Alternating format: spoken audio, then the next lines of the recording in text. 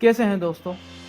Hitler की पहली महबूबा का इंतकाल होने के बाद हिटलर ने एक दूसरी लड़की जो एक दुकान में काम करती थी, इवा ब्राउन नाम की, जिसको पूरे जर्मनी की आवाम से छुपाया गया था। यहाँ तक कि उसने अपने बहुत से लीडरों और बहुत से अहदेदारों को भी इस नाम से छुपाया था।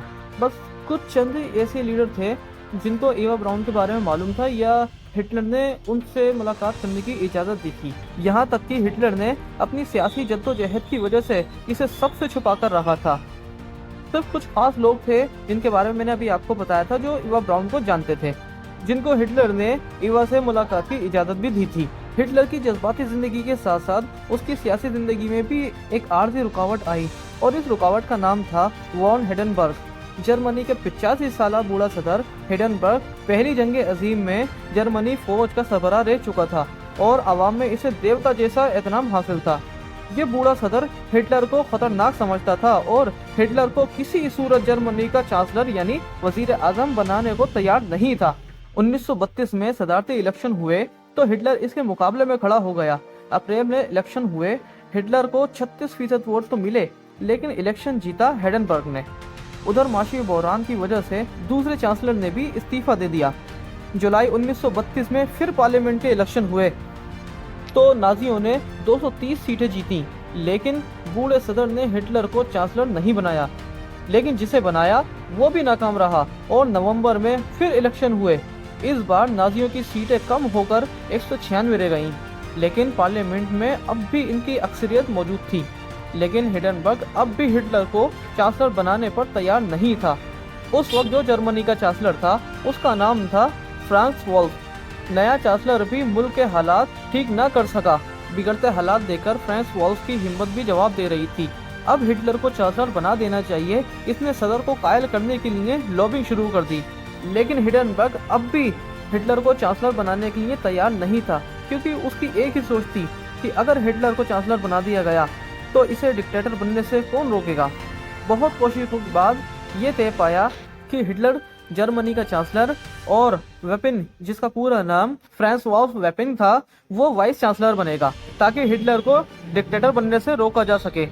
इस फॉर्मूले के तहत 30 जनवरी 1933 को हिटलर को जर्मनी का चांसलर बना दिया गया और वेपिन को वाइस चांसलर। हिटलर के चांसलर बनने के एक माह पहले एक 52 साला यहूदी हालात को भांपकर चुपके से मुल्क से निकल गया। ये वही शख्स था जिसे बाद में इसराइल का सदर बनने की भी पेशकश की गई थी, लेकिन इसने शुक्रिया के साथ इसे ठुकरा दिया। ये 20वीं सदी का सबसे बड़ा साइंसदान था और इसका नाम था अल्बर्ट आइंस्टाइन। हिटलर ने चांसलर बनने के 4 हफ्तों बाद फिर पार्लियामेंट के इलेक्शन का ऐलान कर दिया, क्योंकि ये अपनी सीटें बढ़ाना चाहता था। इलेक्शन की तैयारियां जारी थी कि 27 फरवरी को जर्मनी की पार्लियामेंट की इमारत को आग लगा दी गई। आग लगाने वाला एक कम्युनिस्ट था। हिटलर ने इस वाक़ये का फायदा उठाया और कम्युनिस्ट के खिलाफ प्रोपेगेंडा करके और बहुत से वर्कर को साथ मिला लिया। 23 मार्च को इलेक्शन हुए तो हिटलर ने पार्लियामेंट की 647 सीटों में से 288 सीटें जीत ली और पार्लियामेंट से एक डिक्टेटर जैसे इख्तियारात हासिल कर लिए। हिटलर ने इख्तियारात मिलते ही मुल्क से मौजूद बाकी सियासी जमातों पर भी पाबंदी लगा दी। ट्रेड यूनियन बंद कर दी, मुखालिफ अखबारात बंद करा दिए और नाजी सोच जैसे नज़रियात न रखने वाली किताबें जलाना शुरू कर दी। हिटलर की कामयाबी की राह में अभी एक आखिरी रुकावट बाकी थी। एक शख्स था रोहान एरिस, हिटलर की तंजीम एसए का कमांडर। इसका काम था हिटलर के मुखालिफिन के जलसों पर हमला कराना। ये हिटलर का साथी था, लेकिन अब हिटलर को इससे ज़्यादा ज़रूरत जर्मन फौज की थी और जर्मन फौज इस शख्स को पसंद नहीं करती थी। जर्मन जनरलों को लगता था कि रोहान एसए की मदद से मुल्क पर कब्जा करना चाहता है, इसलिए वो रोहान को रास्ते से हर सूरत हटाना चाहते थे। हिटलर ने जनरलों को साथ मिलाने के लिए रोहान को रास्ते से हटाने का मंसूबा बना लिया। 30 जनवरी 1934 की रात हिटलर के जाती गार्ड, जो एसएस कहलाते थे और ब्लैक शर्ट पहनते थे, उन्होंने रोहान एरिस समेत 400 लोगों को कत्ल कर दिया। ये कत्ल होने वाले वो लोग थे जिन्हें हिटलर नापसंद करता था, जिन्हें फौज अपने लिए खतरा समझती थी। इस रात को लंबे चाकों की रात कहा जाता है। इस कत्ले आम से फौज और हिटलर के ताल्लुकात ठीक हो गए। कुछ दिन बाद हिटलर ने वाइस चांसलर वेपिन को भी घर भेज दिया, यानी उसे बर्खास्त कर दिया। यूं अब सब समझ गए थे कि हिटलर को सियासी तौर पर कंट्रोल करना मुश्किल ही नहीं, अब नामुमकिन हो गया है। रोम को रास्ते से हटाने के बाद भी हिटलर ने एसए को खत्म नहीं किया, बल्कि इसे नए कमांडरों के जरिए चलाता रहा। एसए की खुफिया पुलिस, जो गेस्टापो कहलाती थी, हिटलर के मुखालिफों को कुचलने के लिए बदनाम थी। 1934 में हिडेनबर्ग की मौत के बाद हिटलर सदर भी बन गया था और फौज का कमांडर एंड चीफ भी था। इसने चांसलर और सदर के अलग अलग ओहदे खत्म करके एक ही ओहदा बना दिया, जिसका मतलब था लीडर। मुखालिफ पार्टियों पर पाबंदी लग चुकी थी, पार्लियामेंट इसे सारे इख्तियारात सौंप चुकी थी। अब ना इलेक्शन की जरूरत थी और ना पार्लियामेंट की।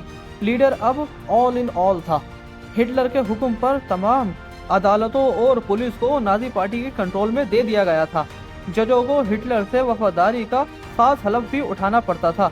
हिटलर के मुताबिक एक और हकीकत जिसे कम लोग जानते हैं कि हिटलर का कोई जरिया आमदनी नहीं था, वो पार्टी फंड से गुजारा करता था। हुकूमत संभालने के बाद इसने तमाम सरकारी इदारों को अपनी किताब माइन कैम्प खरीदना लाजिम कर दिया था। 1939 तक माइन कैम्प की 50 लाख कॉपियां फरोख्त हो चुकी थीं और रॉयल्टी मिली हिटलर को। अपनी हुकूमत के दौरान हिटलर 5 अरब डॉलर की जायदाद का मालिक बन चुका था। लेकिन हिटलर ने सिर्फ अपने लिए दौलत नहीं बनाई, बल्कि आवाम पर भी दिल खोल कर खर्च किया।